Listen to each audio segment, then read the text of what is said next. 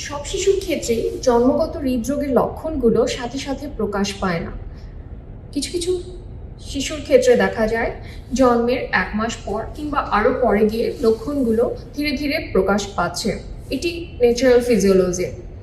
তাই কিছু লক্ষণ যদি দেখেন আপনার শিশুর মধ্যে, অবশ্যই খুব দ্রুত হৃদরোগ বিশেষজ্ঞের পরামর্শ নিন। সে লক্ষণগুলো কী কী?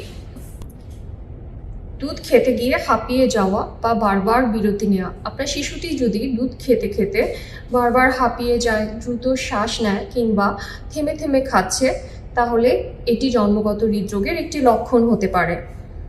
পর্যাপ্ত খাবার পরেও যদি আপনার শিশুর ওজন কিংবা উচ্চতা ঠিকমতো বাড়ছে না, সেটিও একটি জন্মগত হৃদরোগের লক্ষণ। খুব অল্প সময়ের ব্যবধানে বারবার নিউমোনিয়া হওয়া কিংবা শ্বাসকষ্ট নিয়ে হাসপাতালে ভর্তি হওয়া, এটিও কিন্তু জন্মগত হৃদরোগের একটি খুবই অ্যালার্মিং সাইন।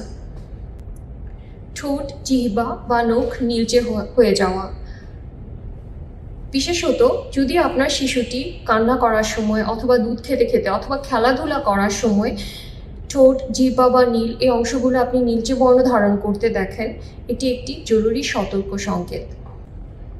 অস্বাভাবিক দ্রুত শ্বাস নেওয়া কিংবা অতিরিক্ত ঘাম হওয়া, এটি যদি আপনি বিশ্রাম অথবা ঘুমের সময় আপনার শিশুর মধ্যে দেখতে পান, তাহলে অবশ্যই একজন শিশু বিশেষজ্ঞের পরামর্শ নিন।